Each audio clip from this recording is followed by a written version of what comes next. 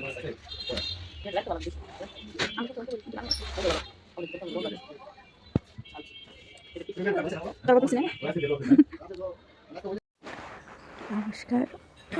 সবাই কেমন আছেন? অবশ্যই ভালো আছে।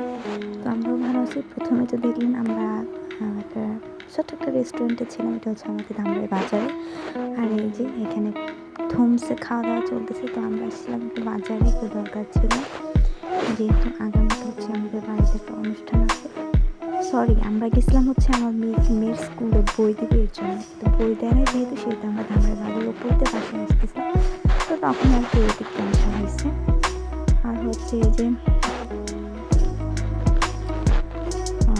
ফোনটা আসলে নিচে একটু পড়ে গেছিলো, যার কারণে এরকম।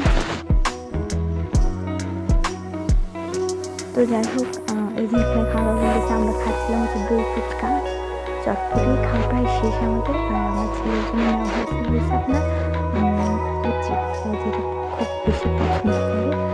আর তারপরে এই যে বাসায় চলে আসছি। বাসায় এসে দেখি আমাদের মোটামুটি কিছু কিছু কাজ প্রায় ইনক্লুড করে ফেলছে।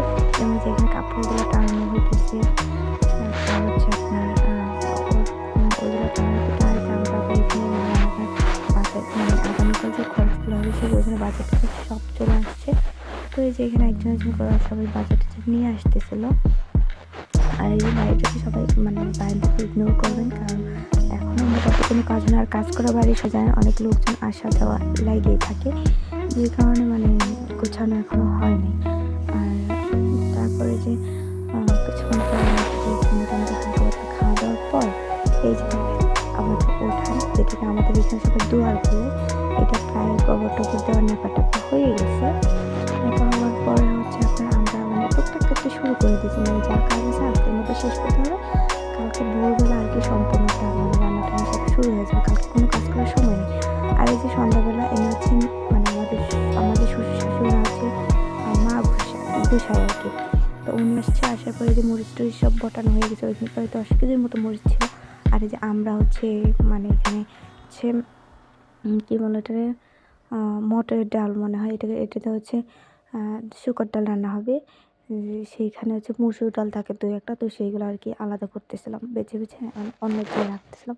তো এইখানেও প্রায় অনেকগুলো ডাউল ছিল, যেগুলো মানে অনেক বসে বসে অনেকক্ষণ ধরে মানে বাছতেছিলাম।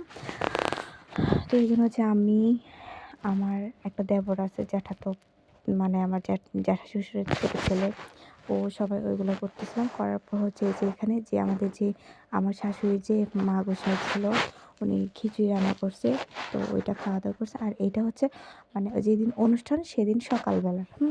তো যেহেতু আমাদের বাসায় মানে বাড়িতে রান্না করা যাবে না, মানে মানে চুলায় আগুন জ্বালানো যায় না, সেই জন্য রয়েছে মানে আমাদের আরেকটা আমার ভাসুর লাগে ওনার বাসায়, ওইখানে হচ্ছে আমরা কিছু সেদ্ধ ভাত বসাইছি, সেদ্ধ ভাত আর হচ্ছে এই মানে টুকটাক রান্না। তো এই পর্যন্ত আজকে ভিডিও।